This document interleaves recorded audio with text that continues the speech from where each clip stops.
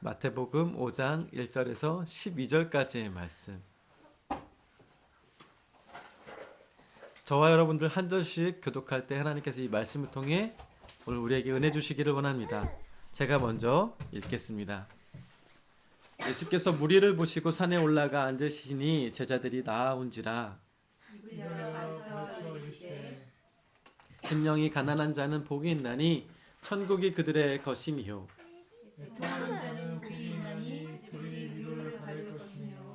온유한 자는 복이 있나니 그들이 땅을 기업받을 것이미요.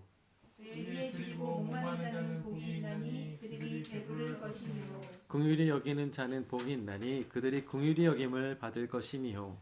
마음이 청결한 자는 복이 있나니 그들이 하나님을 볼 것이미요. 화평하게 하는 자는 복이 있나니 그들이 하나님의 아들이라 일컬음을 받을 것이미요.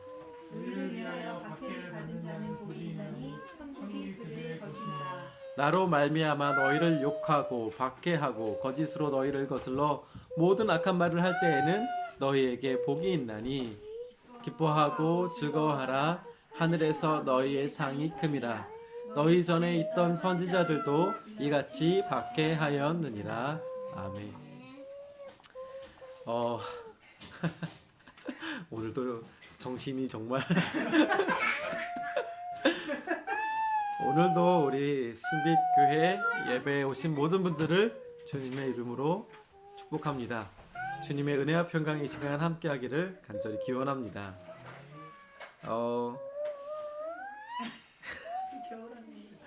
노래 불러요. 좋은가 봐요. 저희가 기도에도 이야기했지만 어려운 시기를 보내고 있어요.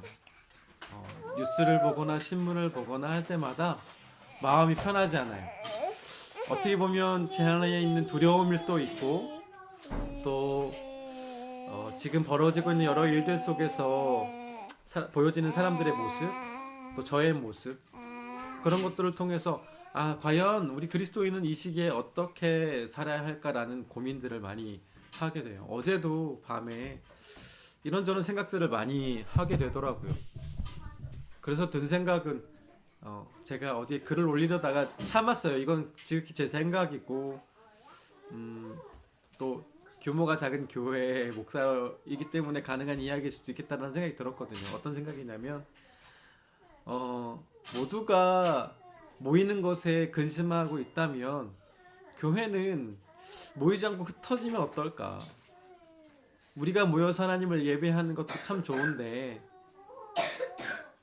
믿지 않는 세상 사람들이, 이웃들이 우리가 모이는 것에 근심한다면 교회는 과감하게 모이지 않는 것을 선택하면 어떨까? 그렇게 한다고 해서 하나님 노여워하실까? 그리고 그렇게 모이지 않아도 모이는 헌금이 있다면 이 시기에 가장 힘들고 외로운 시간을 보낸 이들에게 도움을 줄 수 있으면 어떨까? 제가 교회 차원에서 마스크를 준비했는데 어제 그 마스크를 보면서 마음이 조금 불편하더라고요.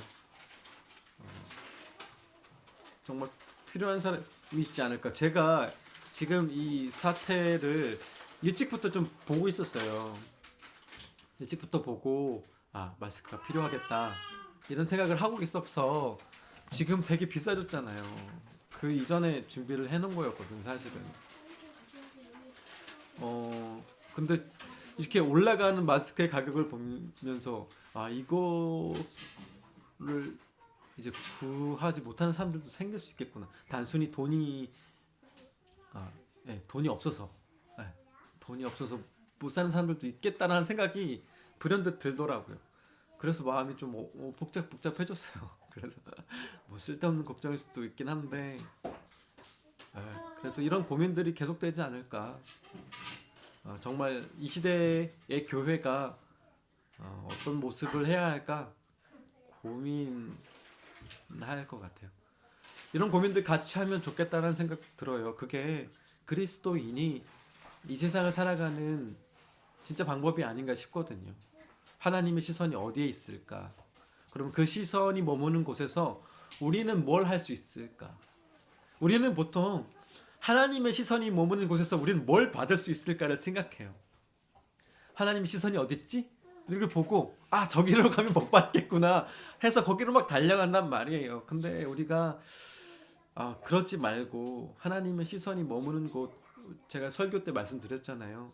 가장 외롭고 고독한 그곳이 하나님의 시선이 머무는 곳일 텐데, 지난주에 가버나움이 그렇다 말씀드렸잖아요. 흑암이 깃든 곳, 고통 가운데 있는 곳, 그늘진 곳, 그곳에 하나님의 시선이 머물 텐데 그곳에서 우리는 과연 뭘 할 수 있을까? 한번 고민해 볼 수 있는 저희들 되었으면 좋겠습니다. 그런다면 우리 안에 있는 두려움이 주님 주시는 사랑으로 이겨내지 않을까 싶어요. 사랑이 두려움을 이긴다라고 요한 일서가 얘기하고 있거든요. 두려움은 사랑을 이길 수 없다고 얘기해요. 그러면 우리 안에 사랑이 있어야 되는 거잖아요. 두려움이 아니라. 우리 안에 두려움이 없지 않잖아요. 없다라고 얘기해 드리는 게 아니에요. 두려움이 있지만 사랑이 이긴다라는 거거든요. 그러려면 우리가 사랑이 있어야 되고 그 사랑을 흘려내야 돼요. 그래야 우리가 내 안에 사랑이 있구나. 두려움도 있지만 그걸 넘어버리는 거잖아요. 그러려면 결국 우리는 가만히 있으면 두려움에 이렇게 함몰될 수밖에 없어요. 같이 고민해 봅시다. 우리 교회가 뭘 할 수 있을지, 또 우리 한 사람 한 사람이 뭘 할 수 있을지 머리를 맞대고 고민해 보면 참 좋겠어요. 제가 이 이야기를 드린 이유는 오늘 말씀드린 팔복 때문이에요. 우리가 교회 다니면서 복 이야기 많이 하잖아요. 복 받아야지. 교회에서도 복 이야기 많이 해요. 하나님 잘 믿으시면 잘 될 겁니다. 이건 괜찮아요. 사실이니까. 근데 되게 구체적이에요. 강남에 땅을 살 거고 빌딩을 올릴 거고 자녀들이 서울대 갈 거고 대기업에 취업할 거고 참 좋은 얘기예요. 바라는 바입니다. 강남에 땅 있고 빌딩 있으면 참 좋겠어요. 그렇지만 그거 바라고 우리가 하나님 믿는 거 아니잖아요. 우리가 교회에 다니면서 하나님을 믿으면서 복 이야기를 정말 많이 하고 난 무슨 복을 받을까 정말 노심초사하면서 교회 다니는데 성경을 왜 안 보는지 모르겠어요. 왜냐하면 복 얘기 여기 하잖아요. 팔복, 복 여기 있다 얘기하시거든요. 그러면 다른 복 굳이 이야기하지 않아도 내가 하나님 믿어서 받을 복은 이 복이구나라고 알면 되는데 요거는 쫙 읽고 딱 덮어요. 이건 그렇고 그럼 진짜 복 주십시오. 내가 살아가면서 받을 복 주십시오라고 이야기한단 말이에요. 하지만 아닌 거예요. 왜냐하면요, 지금 상황을 보세요. 지난주에 어떤 이야기 했냐면 예수님께서 세례 받으시고 광야에서 시험 당하시고 이기시고 이제 제자들을 부르시잖아요. 첫 사역이 시작됐다고 말씀드렸어요. 그럼 생각해 보세요, 여러분들. 첫 사역을 시작하시고 사람들을 모아놓고 첫 설교예요. 처음이 아닐 수도 있겠지만 성경이 이야기하는 공식적인 설교라고 볼 수 있어요. 그런데 거기서 하는 설교의 첫 내용이 뭘까요? 하나님 나라에 대한 이야기 아니겠어요? 하나님 나라에 대한 이야기인데 굳이 처음이라고 얘기한다면 좋은 거 얘기하지 않겠어요? 우리가 선생님들도 마찬가지인데 신입교사들 들어오면 학교에 좋은 얘기 막 하잖아요. 근데 우리는 알잖아요. 그게 다가 아님을. 처음엔 다 그렇단 말이에요. 어디에 처음 자리가 되면 우리는 너무 좋아요. 여러분들 오시면 이것도 있고요. 복지가 정말 끝내주고요. 선생님들 끝내주고 교장선생님 얼마나 좋은지 몰라요. 이런 얘기 한단 말이에요. 저의 짧은 상식적인 이야기이긴 하지만 예수님께서 이 산상수훈에서 말씀하신 이 팔복도 그리 다르지 않을 것 같다는 생각이 들어요. 왜냐하면 사람에게 얘기하는 거잖아요. 예수님께서 사람들의 시선에 맞춰서 말씀하시는 거잖아요. 그러니 사람들이 듣고 그렇구나 하는 이야기 하시지 않겠어요? 근데 이 팔복을 사람들이 왜 귀 기울이지 않을까? 저는 좀 생각해 보게 돼요. 아마 그 이유는 우리가 살아가는 현실적인 문제와 살짝 비껴져 있기 때문이 아닌가라는 생각도 들기도 하고요. 또 그게 참 중요한 것이지만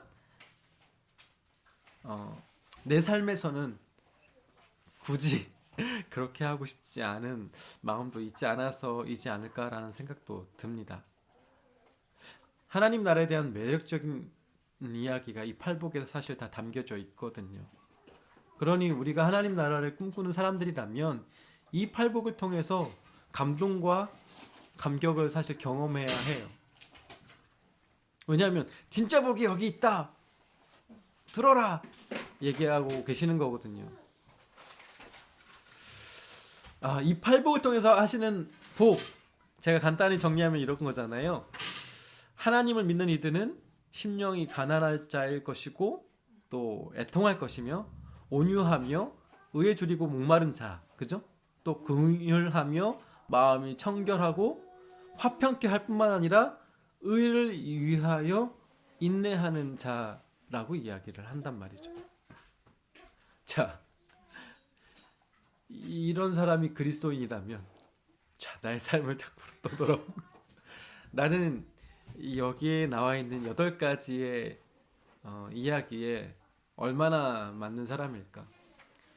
사실 팔복해서 1번부터 8번까지라고 생각할 수 있겠지만요. 저는 이 팔복을 읽으면서 그런 생각이 들었어요.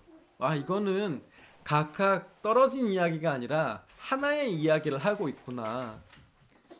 무슨 얘기냐면요. 그리스도인이라면 이 8가지의 이 이야기에 다 들어가 있는 사람이겠구나. 이런 사람들이 하나님 나라, 더 이야기하기 쉽게 이야기한다면 천국 백성이구나, 이런 생각이 들었습니다. 여러분들이 받고 싶은 복이 뭐예요? 어떤 복을 받고 싶으십니까? 너무 많아서 8가지로 어찌 8가지로 감당할 수 있겠습니까? 그렇다 하더라도 순위가 있을 거 아니에요. 가장 받고 싶은 딴 얘기가 너무 꽂혀. 강남의 땅. 센걸 얘기. 강남의 땅. 예린이가 말 잘 듣는. 예린이가 말 잘 듣는 거. 그게 1번이야? 가장 받고 싶은 복? 아니요. 밖에서 놀고 싶어요. 밖에서 놀고 싶은 그 하나. 걱정 없이 사는 거. 그렇죠. 걱정 없이 사는 거 가능한 얘기입니까? 네. 여러 가지 복이 있을 수 있어요, 그렇죠? 저도 너무 많아서 너무 많아서 뭘 이야기해야 할지 잘 모르겠는데. 한 가지. 밖에서 놀고 싶은 거. 그래. 그 분위기라고 했을 때 저희는요, 복이 받고 싶은 복이 아마 계속 바뀔 거예요. 왜냐하면 병민이가 얘기한 것처럼 지금 내가 처해 있는 상황에서 가장 바라는 것일 테니까. 강남의 땅이면 내가 지금 가장 바라는 상황, 그런 것일 수 있어요. 우리가 하나님을 향하여서 계속 무언가를 바래요. 그렇죠. 그리고 복 달라고 이야기한단 말이에요. 그러면서 전제조항을 달죠. 내가 하나님 이것 주시면 잘 믿을게요. 하나님 내가 요거 해결해 주시면 제가 좀 더 뭔가 하나님을 위해서 뭔가 할게요. 이런 이야기 많이 한단 말이에요. 근데 우리가 하나님께 예배 드리는 겁니까? 그걸 잘 생각해 봐야 해요. 성도님들은 그런 생각이 들어요. 그렇게 오해할 수도 있겠다. 왜냐하면 성도님들은 교회에 오셔서 목회자들이 이 교회가 준비한 워십 서비스, 그죠? 예배라고 할 때 워십 서비스라는 얘기도 하거든요. 그거를 경험하게 돼요. 교회에 오면. 그래서 내가 예배의 서비스를 받는구나. 뭔가 잘 준비된 예배의 형태 안에서 내가 하나님 앞에 예배를 드리고 있구나라는 생각을 할 수밖에 없거든요. 지금의 교회 구조가. 그러면 정작 하나님이라는 가장 강력한 주체는 사라지고요. 예배를 준비해서 예배를 드리는, 또 설교를 하는 설교자, 아니면 교회가 준비한 여러 가지 형태의 서비스들, 그것을 누리는 성도. 이렇게 프레임이 갖춰져요. 그러면 어느 순간에 교인들은 내가 교회에 와서 예배를 드리는 거지 라고 생각이 하게 돼요. 근데 그게 아니잖아요, 사실. 모두가 예배에 와서 예배를 준비하고 하나님께 예배를 드리는 것, 이게 사실 교회 예배 형태란 말이죠. 근데 보통 어때요? 교회가 이렇게 여름에 냉방 시설이 안 되면 막 아이 교회가 뭐 하는 거야 이렇게 추울 때 난방이 안 되면 그렇죠. 많은 걸 생각해 보게 돼요. 우리가 지금 예배함이 무엇일까? 우리가 뭐를 향해 예배를 하고 있는가? 그렇다면 우리가 도대체 뭐에 대해서 복을 받으려고 지금 애쓰고 있는가? 이런저런 거 다 차치하고 제가 어제 이제 고민했던 부분들, 교회가 모이지 않고 여러분들 이제 각자 상황이 이러니 여러분 각자의 삶에서 예배를 드리십시오. 이번 주는 교회에서 모이지 않습니다라고 얘기했을 때 과연 몇 가정이나 예배를 드릴 수 있을까? 그런 생각이 들더라고요. 물론 많은 분들, 많은 가정에서 많은 신앙인들이 예배 드릴 거예요. 하지만 참 어색해 할지도 모를 거 같다는 생각이 들거든요. 어떻게 해야 되지? 라고 생각할지도 모른단 말이에요. 제일 중요한 건 교회 안에서 예배 드리는 것뿐만 아니라 우리가 각자 단독자로 있을 때 하나님 앞에 예배 드릴 수 있느냐, 이게 정말 중요한 핵심이거든요. 그렇게 우리가 하나님 앞에 예배 드릴 수 있을 때 하나님께서 우리에게 복 주십니다. 반드시 주실 거거든요. 내가 하나님 예배 드릴 테니 주시는 게 아니라, 딜할 수 있는 게 아니라 우리는 그저 하나님께 감사한 마음이 있기 때문에 예배할 뿐이에요. 그러면 우리의 예배를 통해서 하나님께서 그 예배를 기뻐 받으시고 우리가 알 수 없는 복 허락해 주실 거예요. 자, 여기까지는 다 이해해요. 그죠? 아, 좋은 이야기죠. 그럼 또 어느 한 발자국만 더 나가면 또 막막해. 그렇다면 하나님이 주시는 복, 구체적으로 어떤 복입니까? 라고 얘기했을 때 제가 여러분들 하나님께서 주시는 복은 여러분들과 함께 하시는 거예요. 라고 여기서 딱 끝내버리면 갑자기 마음이 어려워져. 왜 어려워집니까? 하나님, 나에게 풀려야 되는 문제들이 있거든요. 우리 안에 해결해야 될 문제가 너무 많거든요. 그러려면 하나님 좀 세세하게 내 삶에서 명확하게 주셔야 되는 복이 있어야 되는 것 아닙니까? 라는 문제에 딱 막히게 돼요. 그런 상황에서 우리가 이 팔복을 만난다고 생각해 보세요. 마음이 평안하시겠습니까? 쉽지 않을 거거든요. 쉽지 않을 거거든요. 그리고 그렇게 따지면요, 저희 참 슬프지 않습니까? 우리의 신앙이 여기까지라는 게 너무 슬프지 않습니까? 우리가 막 찬양에서는 내 안에 사는 이 예수 그리스도니 나의 죽음도 유익합니다라고 막 눈물 흘리면서 찬양하는데 정작 이런 하나님의 말씀 앞에서는 우리가 한 발자국도 못 나가요. 저라고 다르겠습니까? 저라고 다르겠습니까? 제가 생각해 봤어요. 아, 내가 순수한 마음으로 저 마스크들을 샀을까? 아니거든요. 생각해 봤어요. 제가 솔직하게 말씀드리는 거예요. 교회 차원에서 마스크를 샀는데 그 안에는 우리 아이들, 우리 병민이, 우리 아이들 제 개인적인 욕심들이 막 있었어요. 사실 얘네들 좀 쟁여놔야지. 좋게 포장해서 교회에서 준비한 건데 이렇단 말이에요. 한 발자국도 나가지 못해요. 그 우한에서 교민들 왔잖아요. 천안 아산에. 천안 아산도 우리와 떨어질 수 없는 것 아니겠습니까? 근데 그 소식이 들리자마자 천안 시민들이 보여줬던 모습들, 아산 시민들이 보여줬던 모습들, 누가 욕할 수 있어요? 저는 충분히 이해됐어요. 되게 멀리 있어서 어떻게 시민들이 우리 같은 동포의 상황들 그렇게 헤아리지 못합니까? 이렇게 좋게 얘기를 할 수 있을지 모르겠어요. 근데 천안 아산 그 지역에 보니까 아산 그 경찰 거기더라고요. 저희 집에서 되게 가까운 곳이었어요.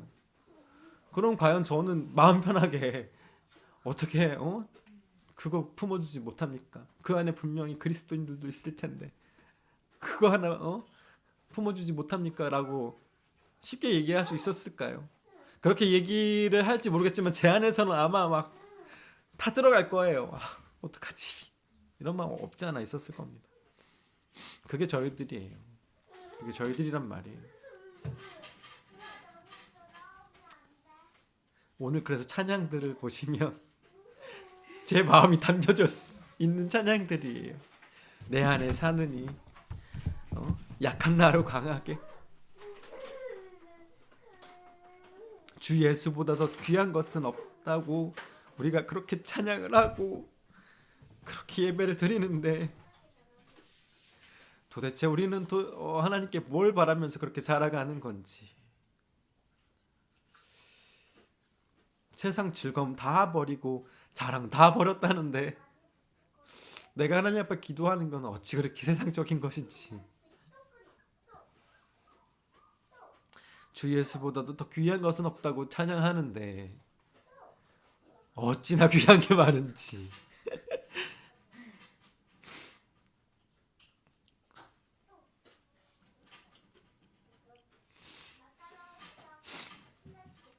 그래서요, 저한테 오늘 본문이 참 어렵더라고요. 예전에도 이 팔복에 대해서 공부를 많이 했었어요. 그래서 책장에서 팔복책을 꺼내다가 다시 공부를 했는데요.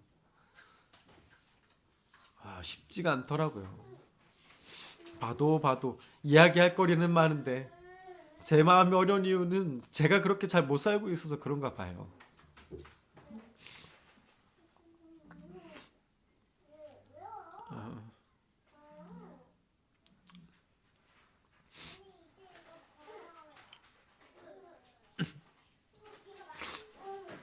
하나님 앞에서 저희가 올 한 해 부끄럽지 않게 살자고 그렇게 표를 정했잖아요, 우리 교회가.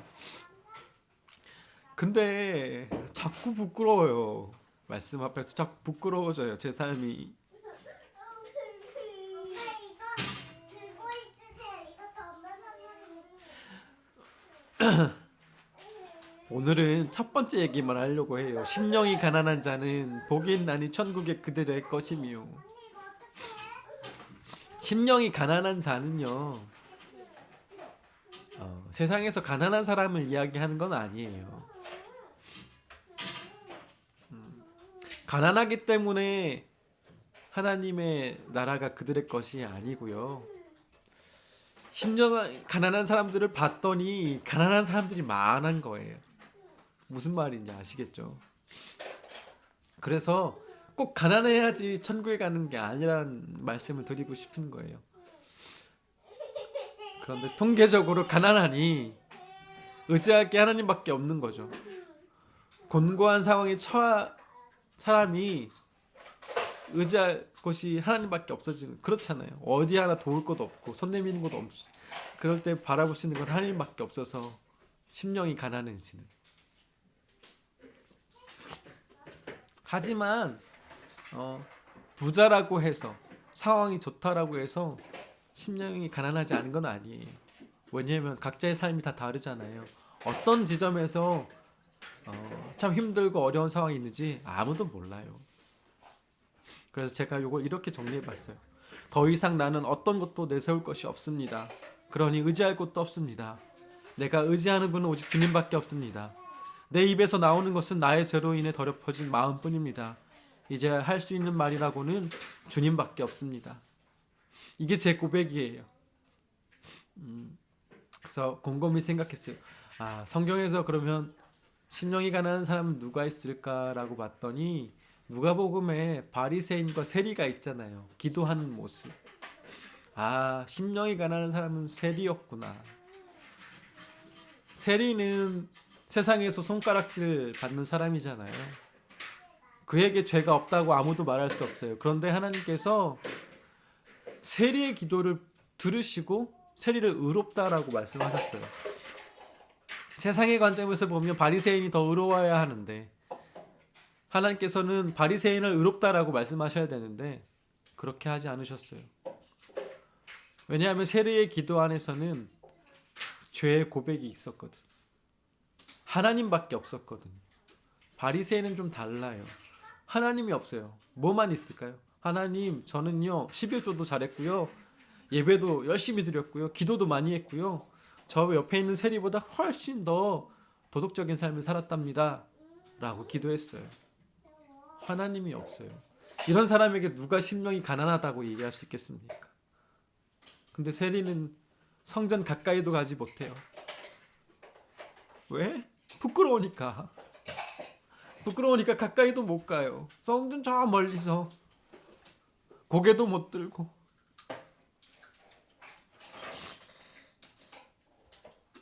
하나님, 난 죄인입니다 라고 밖에 말할 수 없는 이 세례의 기도가, 어떻게 해서든지 하나님만 의지하고 싶은 이 세례의 기도가 전국 백성이 해야 하는 기도인 거예요. 이렇게 기도할 수 있는 사람이 심령이 가난한 사람일 겁니다. 이런 사람들에게 하나님의 나라가 임하는 거예요. 우리가 아무리 세상으로부터, 사람들로부터 믿음 좋다 이야기 들을지언정 그것이 하나님의 나라 백성이 되는 건 아닙니다. 하나님께서 우리를 의롭다라고 이야기해 주실 때 우린 비로소 하나님 나라의 백성이 되는 거거든요. 우리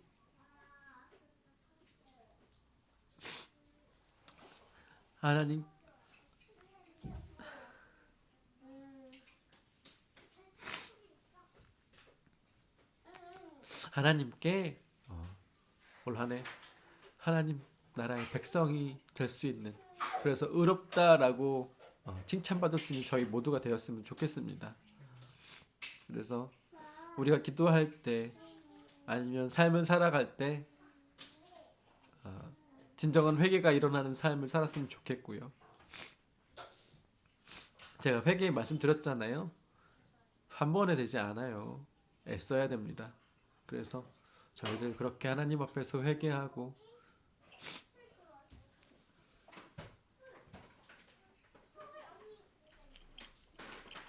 기도하면서 진정으로 하나님 나라의 백성 될 수 있는 저와 여러분들 다 되기를 주님의 이름으로 축원드립니다.